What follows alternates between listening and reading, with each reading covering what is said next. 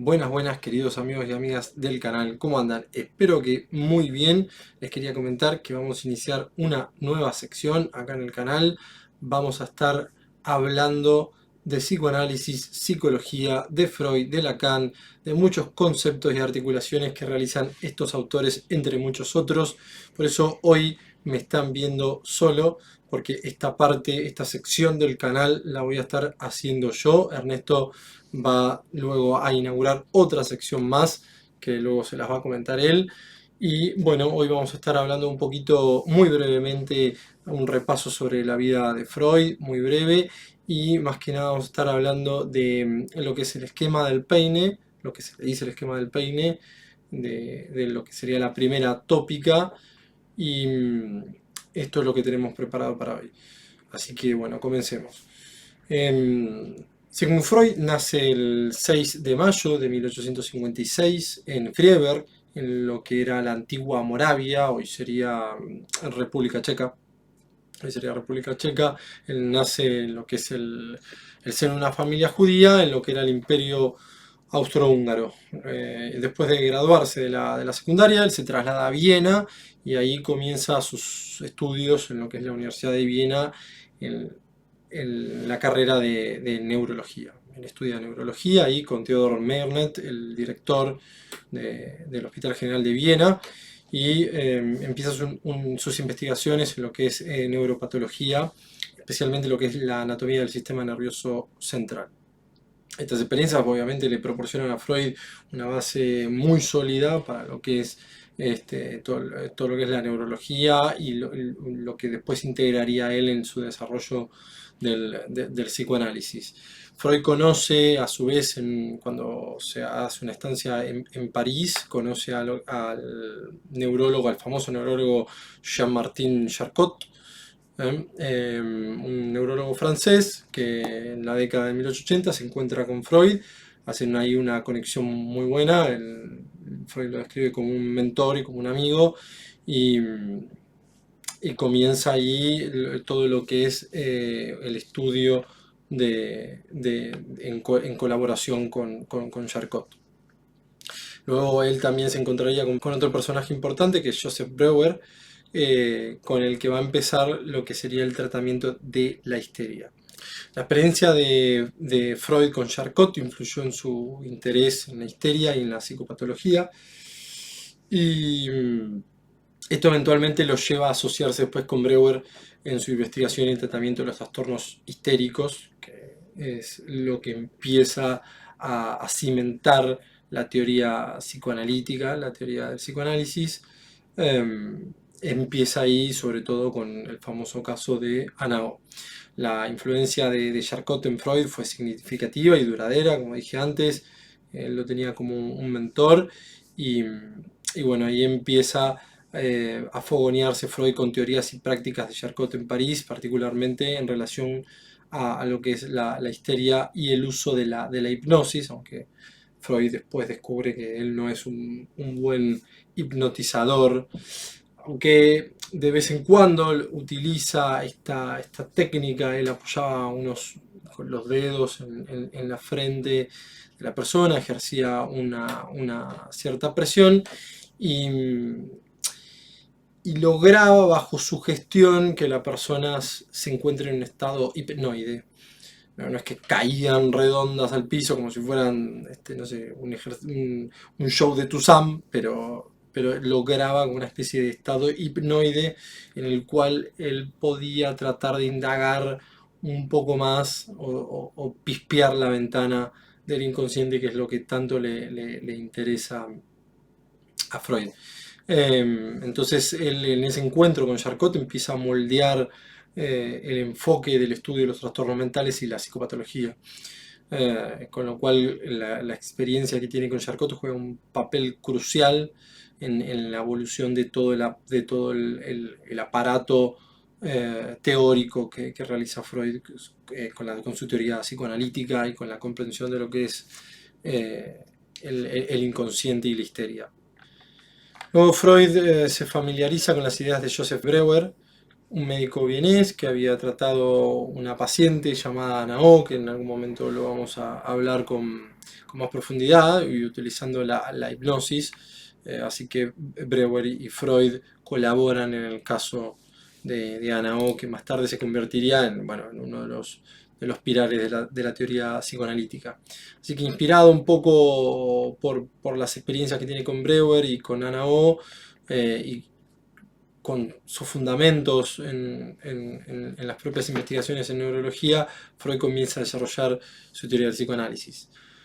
Freud publicó en este periodo de tiempo, en lo que es el finales del siglo XIX, principios del siglo XX, eh, dos publicaciones muy importantes, entre muchísimas más que vendrían después, pero la primera, que se publica el 10 de diciembre de 1895, es donde nombra muchas veces el inconsciente y empieza a marcar un poco el rumbo de todo su aparato teórico, em, que es el estudio sobre la histeria, eh, que sería tomado mucho más adelante como la tercera descentración del ser humano.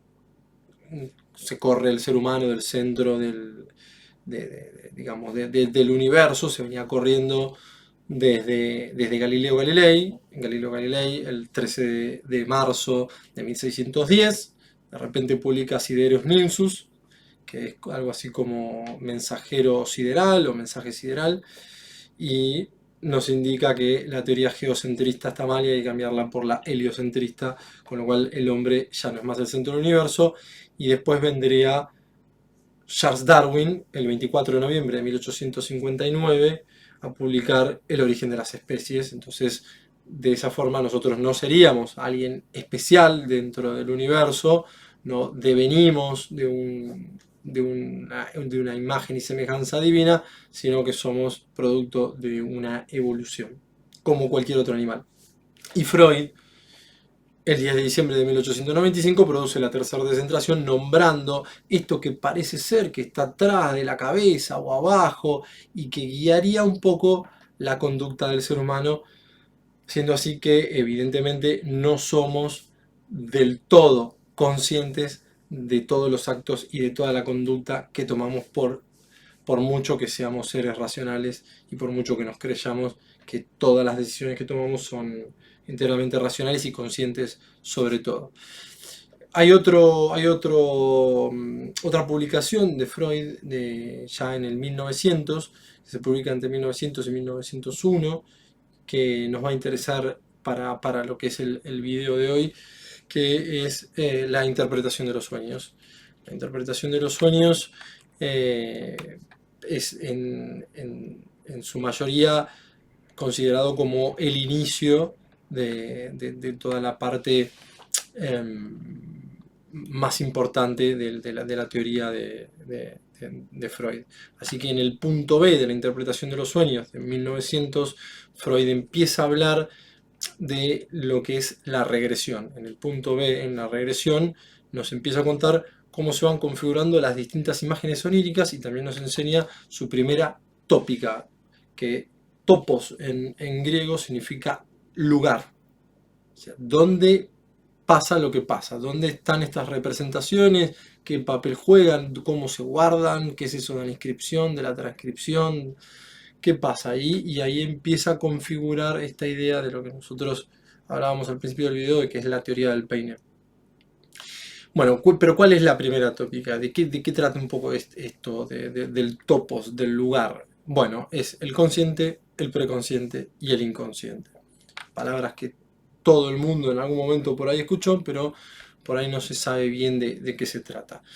Nos indica de este modo la articulación del aparato psíquico, que no tendría una localización específica en la anatomía del cuerpo humano, o sea, no es que está acá o acá o acá, sino que en realidad es una especie de aparato funcional de la mente, que está en todos lados. No es que está acá puntualmente en el lóbulo frontal o en el parietal, no. Entonces la función de la primera tópica es controlar los volúmenes de excitación constante que lo atraviesa, y la idea es que mantener constante estos niveles de energía y de excitación que va recibiendo esto que Freud va a llamar aparato psíquico. Así que Freud realiza un primer esquema donde configura, por un lado, lo vamos a estar viendo acá, el polo perceptivo, en el principio donde estaría lo que sería, vamos a llamarlo, el peine, o sea que en la izquierda, el primer diente del peine sería el polo perceptivo de izquierda a derecha, y el último peine o la última barrera sería el polo motor. En palabras de Freud, toda actividad psíquica parte de estímulos externos o internos y termina en una descarga de energía. El polo perceptivo recepciona todos los estímulos auditivos, visuales, táctiles, internos o externos, etc. Y el polo motor abre paso a lo que es la motilidad. Pero este esquema es considerado como algo más general, y solo muestra el aparato psíquico como una maquinaria de estímulos y reflejos, y nada más. En el medio de este esquema, luego, en el segundo esquema que realiza Freud, van a aparecer más dientes, más líneas o más barreras entre el polo perceptivo y el polo motor. Cuando los estímulos son capturados por nuestra percepción, se producen unas huellas mnémicas, donde se conserva todo lo percibido en la vida, y entonces se nos presenta ahí, por Freud, el segundo esquema, donde habría un sistema que percibe y otro que guarda en forma de huella mnémica aquello percibido. Las mismas, estas huellas, son permanentes. Entonces el estímulo ingresa al polo perceptivo y no se descarga directamente a la motilidad como en la primera idea, o sea, en el primer esquema que había realizado, sino que se inscribe en una huella de memoria mientras continúa su camino en el aparato psíquico. A esto se lo llama inscripción. O sea, en la primera idea que tenía Freud, en el primer esquema, el polo perceptivo, el polo motor, ingresa el estímulo, sea interno o externo, y realiza su descarga. Luego van apareciendo barreras o dientes en el medio, en donde las huellas mnémicas se van inscribiendo de manera permanente. Muy bien. De esta forma, cuando se inscriben en el aparato psíquico, se enlazan en la memoria y esto permite luego su evocación. Sin embargo, para que esto pueda llegar a darse, tienen que bajar una serie de resistencias. Las resistencias deben ser reducidas y por lo tanto algunas cosas pueden ser recordadas con facilidad y otras cosas no pueden ser recordadas con facilidad. También hay un punto intermedio, algo que con cierto esfuerzo uno puede llegar a recordar. Entonces los estímulos ingresan al polo perceptivo y continúan su camino hacia la descarga, pero se encuentran con el sistema preconsciente, que este actúa de modo de filtro, dejando pasar solo algunas huellas hacia el polo motor, donde se encontraría la conciencia. Memoria y conciencia se excluyen, es decir, que algunas huellas, como las que generan displacer, quedarán en el inconsciente, donde se encuentra un material de difícil acceso que casi nunca deviene inconsciente. A diferencia del preconsciente, donde hay material al que se es capaz de acceder con un poco de esfuerzo, y el consciente, donde se encuentra el material tolerado de fácil acceso. Es decir, si yo quiero recordar, por ejemplo, de repente la calle donde vivo, lo puedo hacer de manera consciente y listo. Ahora, si yo quiero recordar la calle donde vivía cuando tenía 4 años, me va a costar, pero quizás llegue. Pero va a haber otras en las que no voy a poder lograr mi cometido. Esta sería la primera tópica. Consciente, preconsciente, inconsciente. Cuando dormimos, sin embargo, el polo motor está cerrado y la barrera del preconsciente disminuye. Entonces la energía atraviesa la censura que antes estaba impuesta hasta llegar al polo motor que está inhibido. Y como no se puede descargar la energía, toma un camino regrediente. Es decir, vuelve hacia atrás recargando el polo perceptivo, generando la alucinación del sueño. Freud elabora su primera tópica en los últimos años, como dijimos anterior, del siglo XIX. Lo publica en esta interpretación de los sueños en 1900 y 1901, y la va a revisar ya más adelante en 1920, pero no va a anular la primera tópica, sino que va a ser una especie de complementación de una segunda tópica, la cual hoy no vamos a estar hablando, pero como muchos ya lo pueden llegar a intuir, es el yo, el ello y el super yo.